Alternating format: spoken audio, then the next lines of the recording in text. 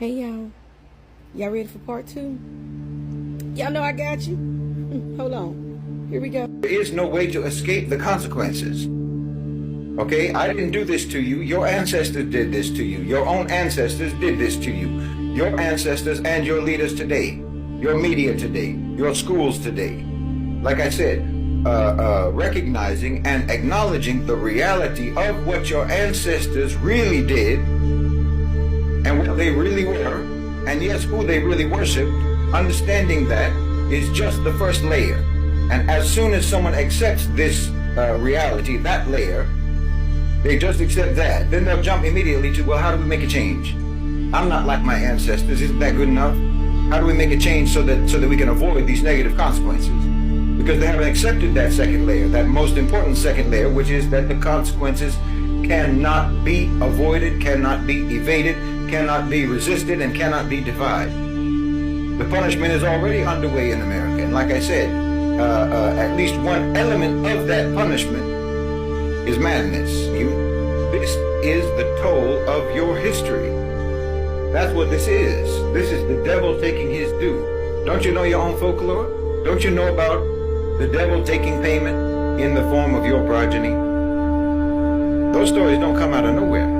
It's the story of your so-called civilization. Your ancestors sold you out for the sake of pomp and splendor in their day. They sold you out so they could sip their mint julep tea on the veranda of some great plantation house in the American South, while human beings were being whipped and being raped and being treated like animals.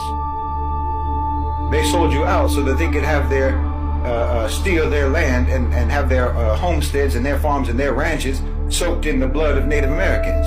They sold you out so that they could have the minerals and the oil and the gas and the gold and the diamonds from all around the world, from all around the global South, when colonized people were the ones digging those resources out of the earth for them, and then they themselves got buried in those same holes.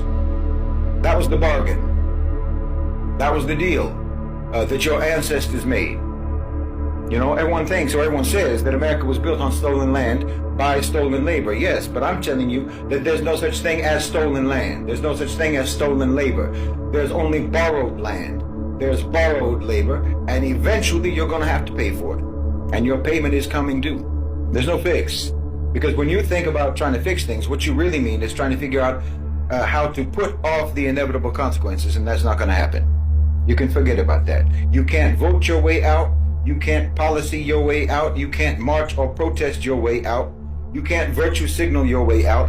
You can't even reparations your way out. The bill is due, and payment will be taken, one way or another. And as I say, payment is already being taken, right now. I'm telling you, the fate of America is sealed. And it was sealed over 400 years ago. You're just now reaching the end of that contract. You know, I said some time ago that Trump was actually hated in America and Europe during his first administration, everyone knows. But he was actually popular in the global South. Around the rest of the world, people liked Trump. Arabs liked him, Asians, Africans, South Americans generally. Generally speaking, he was actually popular with the countries in the global South. Even China likes him, despite the performative rivalry. And I'll tell you why. Because we all recognize that he is the embodiment of the devil's due. Trump being appointed over the United States signaled to the rest of us the end of American empire. Now don't blame him for that. Like I said, it isn't happening because of Trump. Trump just proves that it's happening. Child, it's a part 3. Whew. Got to be more careful, ain't it?